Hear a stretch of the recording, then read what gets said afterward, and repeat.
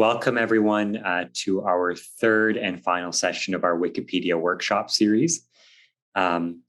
This session is called Teacher Wikipedia, Leveraging Wikipedia Article Editing to Teach Principles of Evidence-Based Medicine and Knowledge Translation. With us, it is our distinct pleasure to introduce Denise Smith. Denise is an academic health sciences librarian at McMaster. She's a Wikipedia researcher with expertise in Wikipedia as a consumer health information resource. Denise edits Wikipedia in her spare time and also serves on the United States and Canada Regional Committee for the Wikimedia Foundation Grants Program. And like I said, it's our distinct pleasure to have Denise talk about Wikipedia and teach us all about the principles of Wikipedia and its use as a health information resource today. So Denise, you can take it away, and again, welcome. So thank you very much. That was a great introduction. I apologize, this setting sun is going to be providing some very bad lighting. So we're all just going to have to cope with that. I'll try to position myself so I don't look quite so strange. So again, for those of you who have been to the previous two sessions, this is just a reminder, but for those of you who this is your first session today, I'm going to post a link in the chat window, and it's actually to our event page on Wiki. So this event page is a great little tool that we can use to kind of have a record of this series of workshops that are available to that I've been doing with this group for the last 3 weeks now, and this is week 3. So for each week, there's an agenda, but then I also have added some links to some of the resources and relevant guidelines from Wikipedia that are we kind of worked with and also talked about in previous weeks. So for week 3, you'll see there's a few links to the Wiki Education Foundation, which is basically, if you're going to use Wikipedia in like a traditional educational format, the Wiki Education Foundation might be one avenue for you to do that. And again, I have some links to some videos if you want to learn a little bit more about Wikipedia's role in health education and health communication. And then just like a very selected list of literature that if you're interested in reading a little bit more about what's happening with Wikipedia as a health information resource, there's a few different articles that are available for you to have a read through.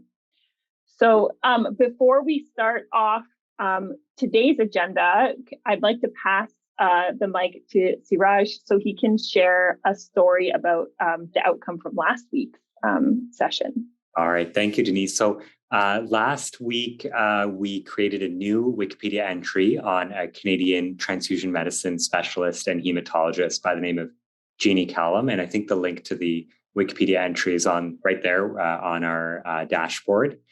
So I reached out to Jeannie to just basically inform her that a page has been made that details some of her contributions to her field.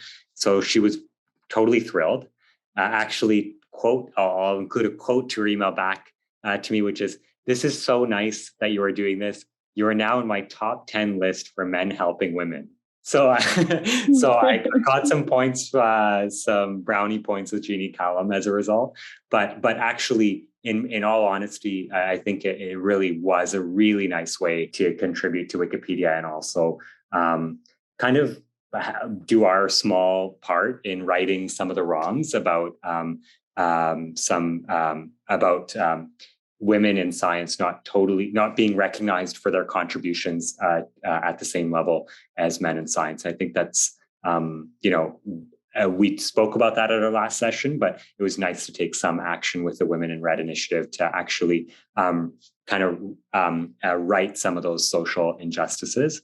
But nonetheless, she was really excited to see that article up, and she contributed a picture that we ended up including in the article. And subsequently, I got a couple of messages from other Wikipedia editors, like in the community of health science or of kind of health sciences, kind of welcoming me into the community of Wikipedia editors. So that was kind of nice, just to recognize that people are out there actually seeing watching for new contributors and appreciative of the kind of work that's done on this platform.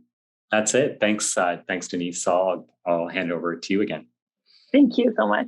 Yeah, so actually, since we created this article, Teresa had pointed out that, there's a note at the top now that indicates that this article is an orphan. So perhaps the next step will be to find another Wikipedia article where it would be relevant and valuable to add Jeannie Callum's name to the article somewhere. One thing that we were thinking about is maybe in an article about COVID-19, or if there's an article about plasma being used to treat COVID-19, we could potentially add her name to that article, and then the article will no longer be an orphan. So right now, this article is a standalone article, but it's kind of floating in the Wikipedia ether. And in order for us to kind of connect it to Wikipedia, have a stronger connection to the other articles in Wikipedia, we want other articles to link out to it so we can start building those connections. But there's also been a bunch of other stuff added. So authority control has been added. So an ORCID, like the ORCID ID for Jeannie Callum has been added, for example. And then there's a couple notes too. This hematology article is a stub, and this biography related to medicine in Canada is a stub. So I'm just going to look at the view history. And you can see our last session was on the 9th. So since then, I went in and added the photograph that Jeannie provided or uploaded to the Wikimedia Commons. And then we've had a few folks come in and start adding those tags that were there. So now that it's getting some attention from other editors, that's great. So hopefully we can continue to kind of build out this article. So I'm really excited about that. And this was, for full disclosure for folks that weren't here last week, this was my first time creating a brand new article in Wikipedia too. So it's really nice to be able to share that experience with all of you as kind of like a first time building something brand new in Wikipedia. It was very exciting. So I'm really happy to share that with you. So for today, we're going to talk about a few things. Wikipedia is an educational tool in higher education. We're going to talk about that. We're going to talk about how Wikipedia editing has been applied to learning at McMaster, mostly based on what I've been doing, because I'm not really aware of how else it's being used in the health sciences at McMaster. And then we're going to talk about how we can integrate Wikipedia into learning practice. And that's going to be a bit of a group discussion. We can come up with some ideas because I know this group approaches or has all different kinds of learners. And I primarily deal with students. So it'd be really great for us to kind of have a conversation about ways that we can integrate Wikipedia into different types of learning practices. And then we'll wrap up with, just basically an open forum for questions. So any questions related to this week or the last couple of weeks that you have, we'll have some time to kind of discuss those, and hopefully I can provide you with some answers. All right, so this happened. This news article actually was published on the 4th of November, so about 2 weeks ago now, or just under 2 weeks ago.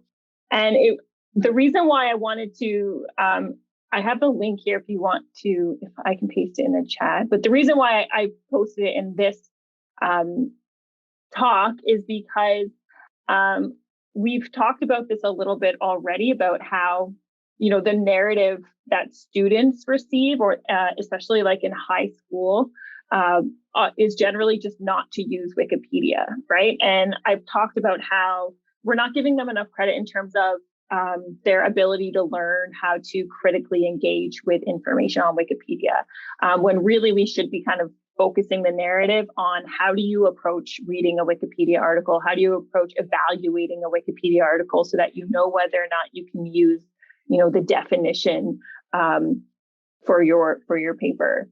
So I thought this was just like an interesting article to point out, is that even as recently as a couple weeks ago, this conversation is still happening, and that the argument in this particular article is that it is generally speaking pretty trustworthy because of its complex and rigorous review system between other editors, but there's still this stigma that it has to kind of combat, right? And that we still have to combat.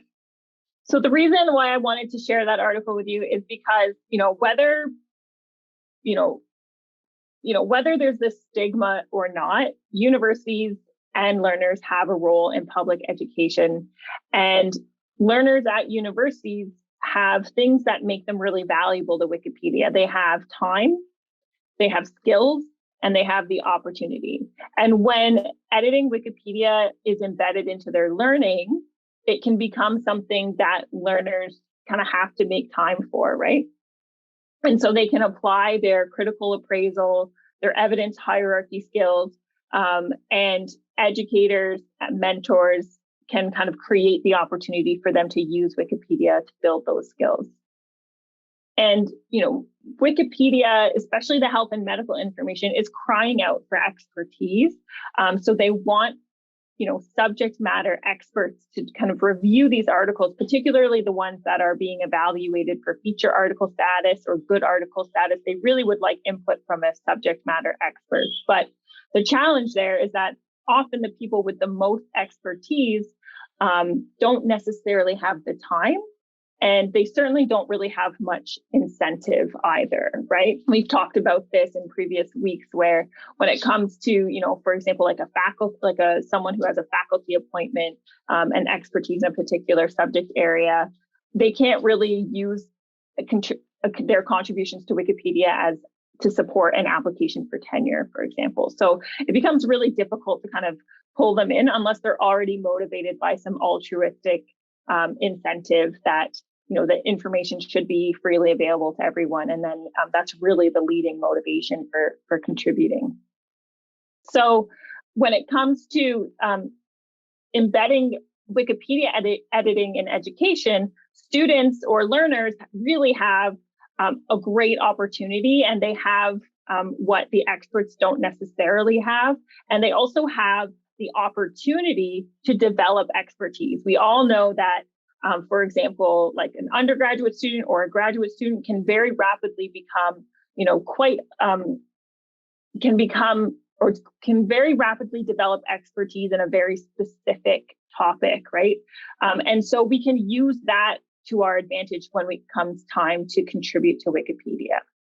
So this is where the role of Wiki Project Medicine comes in with, which is like a collective of Wikipedians that are committed to improving the quality of consumer health information that's published on Wikipedia. And then also Wiki Education, which is an organization that's dedicated to supporting the implementation of Wikipedia editing assignments. So Wiki Education Foundation they're like a separate organization from the Wikimedia group, but they rely on funding from Wikimedia. So every year or every couple of years, they submit an application for grant funding, and they operate pretty much exclusively off grant money. So Wiki Project Medicine has established a pretty strong momentum with a group of editors who are devoted to reviewing edits, improving lower quality pages, drawing editors' attention to articles that are a priority, and establishing partnerships with leaders in health research. So Wiki Project Medicine has established relationships with the Cochrane collaboration, with the goal of adding Cochrane systematic summaries of Cochrane systematic reviews to relevant Wikipedia articles. And they also had, for a short time, I don't know if it's still ongoing, they had a relationship with Cancer Research UK as well.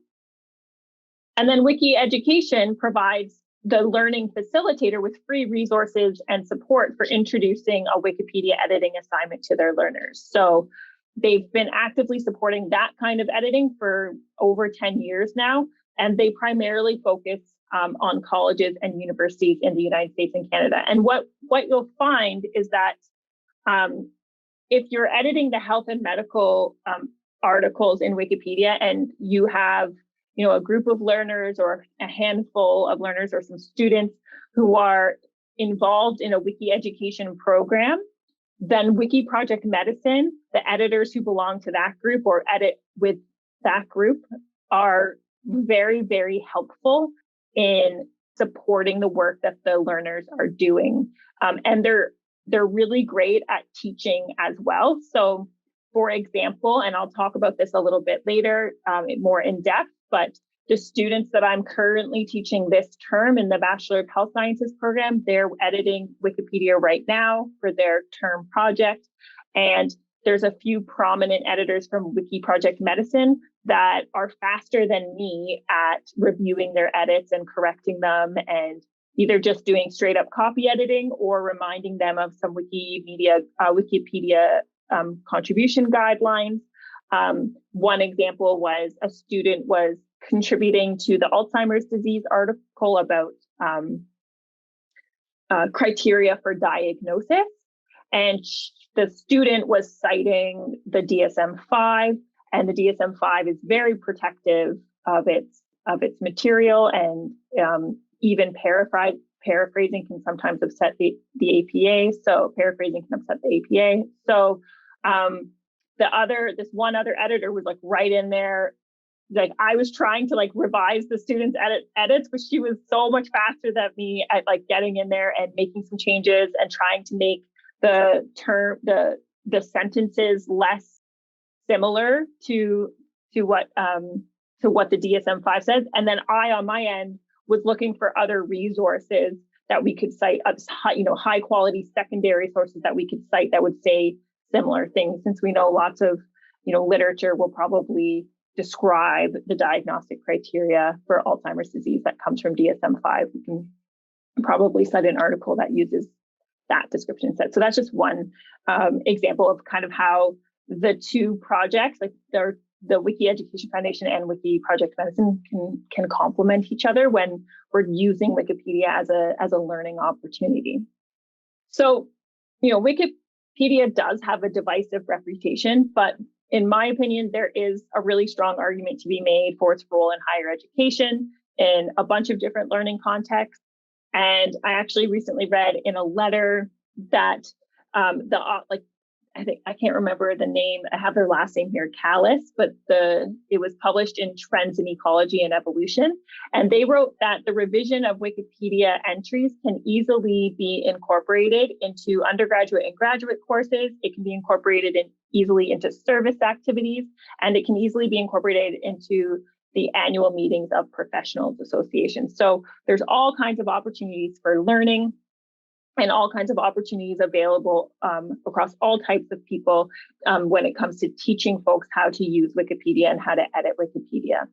And in terms of formal education, this isn't really anything new. So I've been working with students editing Wikipedia since 2019, but as far as we know, the first formal course for health and medical editing was in 2013. And that was from a medical school course that was specifically focused on improving Wikipedia's health articles. And it was for final year medical students at the University of California, San Francisco. Since then, there's been hundreds, maybe even thousands of assignments just like that one. And, learners in health and medicine are really uniquely placed to have both that opportunity and the time, as well as the knowledge and the aptitude to make contributions to Wikipedia that really add quite a lot of value to the resource as a whole. So that's usually that's a long version of the spiel I might give to folks when I'm trying to explain why I want learners and not necessarily experts to contribute to Wikipedia, what the benefit is. And so for those of you here that weren't here the other 2 weeks, I'll also just give you a really brief overview of Wiki Project Medicine specific editorial guidelines. Incredibly brief for those of you that have heard some of these twice now. But Wiki Project Medicine is a very complex project, and it's extremely well organized. So this group of editors has very specific criteria that cited sources have to meet. And while it's not a perfect system, editors really do monitor as many new citations as they can in order to ensure that only the best available evidence is cited in articles. And Wiki Project Medicine also has very specific standards for the information sources cited in a Wikipedia article. And there are editors who really make it their primary goal to ensure that those standards are met. And keep in mind that many health and medical pages in Wikipedia do tend to include biomedical information as well as general information. And so even though Wiki even though health and medical articles have this this specific requirements for medical resources, they also kind of straddle both sides, right? Where they have the general Wikipedia guidelines as well as the Wikipedia medical manual of style guidelines that they have to include. So, for example, Frederick Banting participated in discovery and first use of insulin. That information, this little sentence here comes from the Wikipedia article on insulin, the medication, and it would be considered general information by the Wiki Project medicine community. The fact that insulin is a protein hormone that is used as a medication to treat high blood glucose is biomedical information. So we can kind of see the difference there. And so it would be required that that second sentence would have to be verified using an appropriate medical resource or a biomedical information resource. And in this case, the sentence is verified with a citation from the American Society of Health System Pharmacists. And so the criteria for reliable health information sources is really quite detailed. And that's what really helps with student editors. This is like really detailed criteria for what should and should not be cited in Wikipedia. And by teaching folks who are learning to edit Wikipedia that, every sentence you add needs to be verified with a high quality, reliable source. That's kind of the bread and butter of the Wikipedia editing. So, if any sentence they want to add needs to be verified with these strict criteria. There's also, other editors on board willing to make sure whose focus it is to make sure that those criteria are being met. What skills can learners gain by editing? Well, some of these kind of blend into each other, but I tried to parse them out as much as possible because it's kind of layered. But they can learn research skills. So the students or learners have to identify and select a relevant topic. They have to do some background research and enough background research to really be able to read the relevant Wikipedia article and be able to identify shortcomings of that article, gaps, omissions of information. So they have that research skill that they can develop. They also develop information literacy skills. So this involves identifying your information need, knowing what kind of information is required to meet that need, and knowing how to find the information in the required format. So, and being able to critically appraise information for quality and credibility and relevance to what you're looking for. They also have to develop skills in reading comprehension, right? So they need to be able to read a review and understand what the research question was that guided the systematic review, if that's what they're using. They need to be able to understand what acceptable methods would be to ensure the credibility of the review, and they need to be able to understand what the major findings were, right? So, and because that comprehension is really important when it comes to knowledge translation and communication, because their knowledge translation skills, they'll end up learning how to distill research findings with, precision, using plain language that is as free as possible or as free as can be reasonably expected from medical jargon. And they develop those communication skills so they can summarize the facts while using objective language, that neutral point of view that we talked about. So they can just stick to the facts using plain language and a neutral point of view. So that's really if you're trying to sell using Wikipedia as an editing, as a learning opportunity for any group of learners, these are kind of the 5 key tenets that you can kind of promote. So when it comes to Wiki Education, this is what I have used historically when I work with undergraduate students. When I work with other learners, I don't use Wiki Education, and I'll show you what I normally learn. It's what I normally use. It's very similar, but basically that Wiki Education can help both the instructors and learners. So the instructors are there to either teach the subject matter, to provide expert advice on sources, and to evaluate student work. In my own context, I don't actually do the teaching of the subject matter because it's an inquiry course. So the idea is that the students guide their own learning. They select their own topic. They do their own research. I'm not a subject matter expert other than information literacy. So they become experts in whatever topic, like Alzheimer's. They develop the research question. They develop their searching. It's up to me to kind of just make sure that they're not making any major mistakes in editing Wikipedia. And it's up to me to evaluate their work.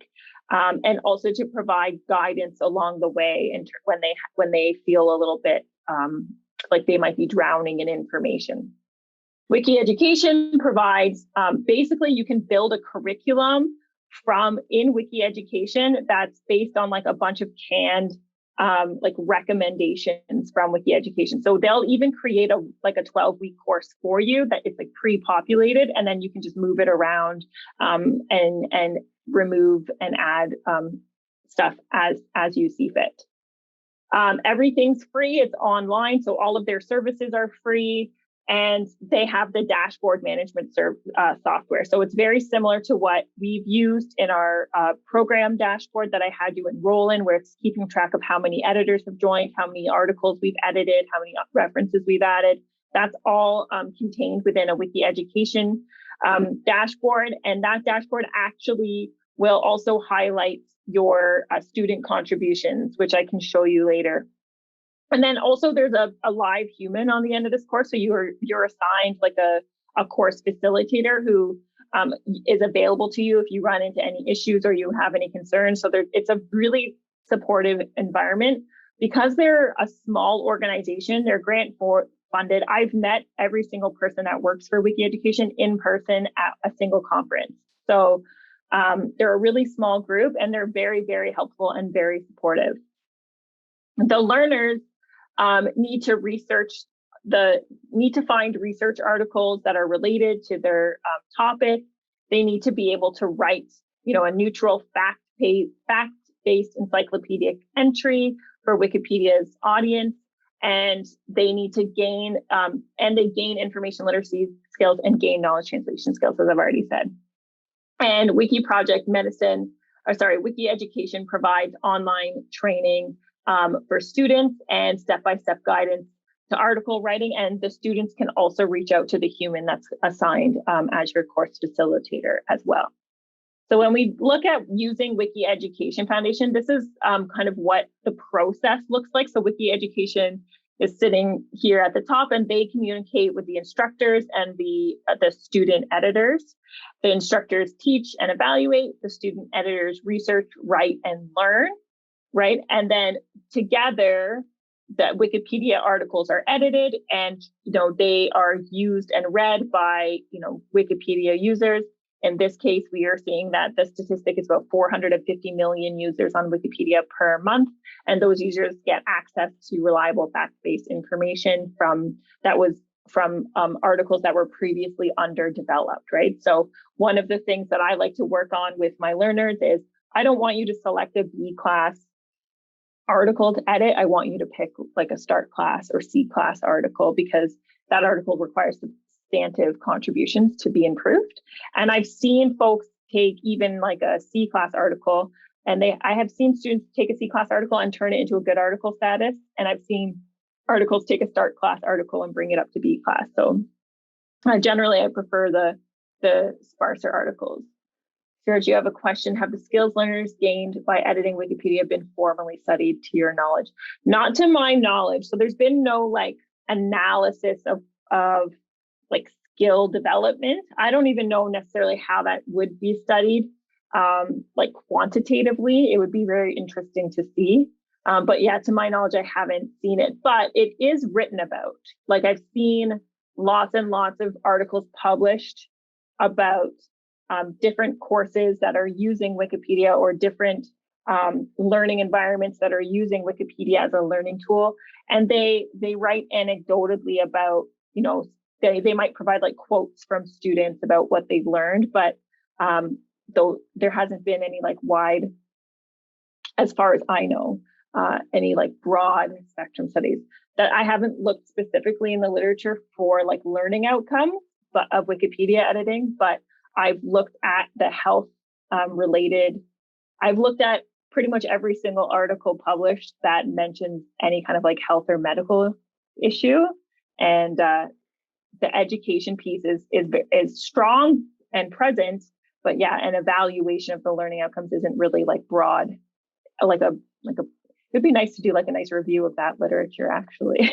Yeah, I wonder, because like, so it's an interesting, like when you're selling it, right? Like you're kind of trying to convince people it's a good idea to incorporate this in the classroom. It would be nice to have some basis behind that recommendation and to convince people that these are valuable skills and they're measurable. Yeah, so I did a scoping review in terms of like the medical and health information, and I did find like a very large group of literature focused on using Wikipedia as an educational tool. And most of those articles were just kind of describing what they did, as kind of like sharing with their community of practice, right? But as far as I know, there hasn't been any analysis. Yeah, Perspectives on Medical Education also has the guidelines section. Yeah, cool. A guideline about how to use Wiki, if you aggregate the science behind it. Oh, nice.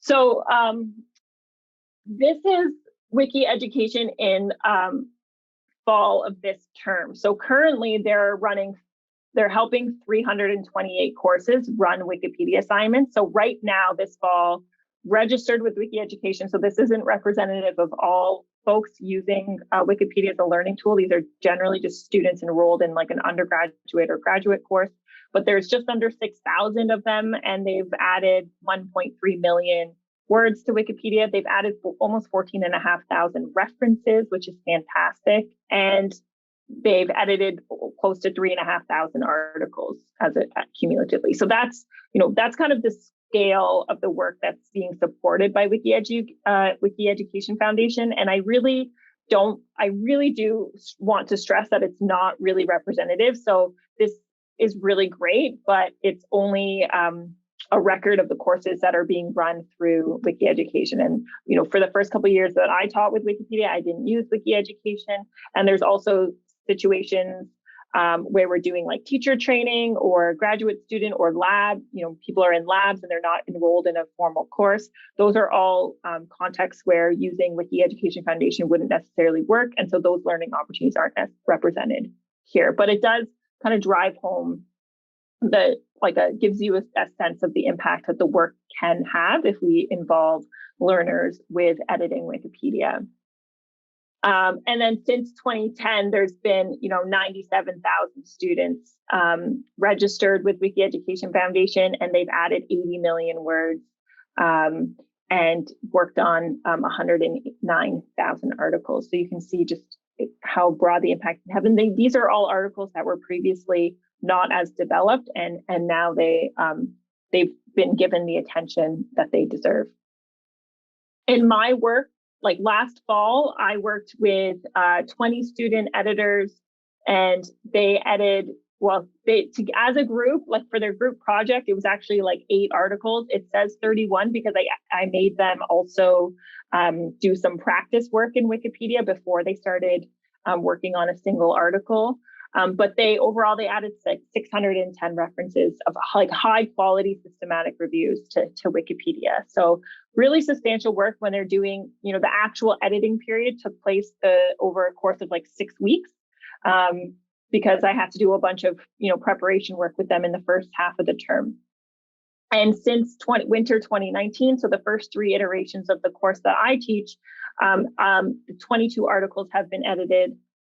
48 editors have contributed to Wikipedia, and they've added 1,390 high quality references. So you can see that even small groups this fall term, I'm working with, I think there's 10 students. So it's a much smaller group. We're online, and you can kind of get a sense of how many hands make light work and can have quite a big impact on the system overall, right? So there's a bunch of students working in their little pockets, and then the impact overall can be quite impressive.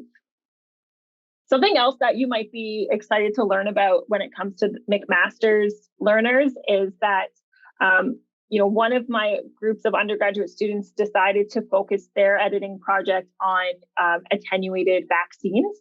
And what they did was, at the end of the term, they were required to present a report to the class about their impact, the impact of their work. And they do this using like the page view statistics that I showed you when we, in the first week, when we talked about the anatomy of an article and where to find data about the article. And so what they found was, while they were editing, there was actually those spikes in views. And I showed these to you in the first week as well. But the dates in November, when Pfizer, Moderna, and AstraZeneca released their interim data analysis for their COVID-19 vaccines, you'll see that there's those 3 dates of spikes, those 3 spikes that correlate with those 3 dates across 4 different articles, but all 4 articles were related to vaccines somehow, right? And so that kind of gives us the hint that the public's looking for information, and the students were very,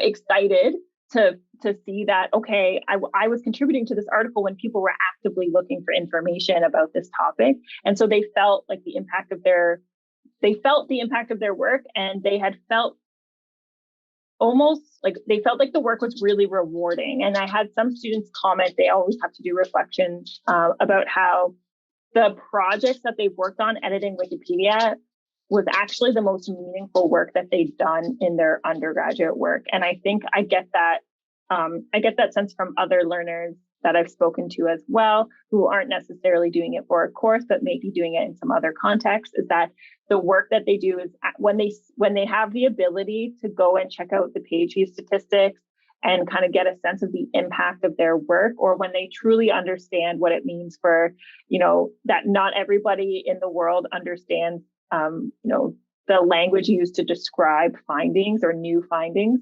And they've kind of facilitated providing that information to folks. It's very meaningful for them.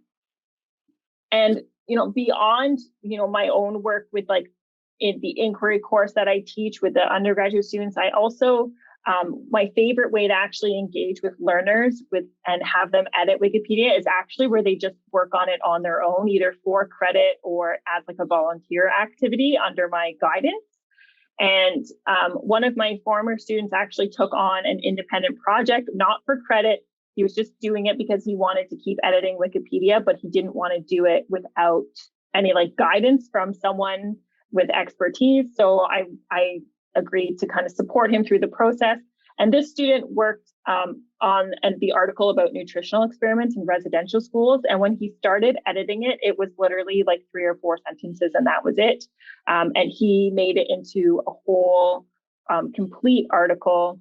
And this work was really timely because he actually was working on it during May of last year, when the bodies of the 215 children were discovered in Kamloops, and he continued to work on the project in June. And so, because it overlapped with those really grim first discoveries, it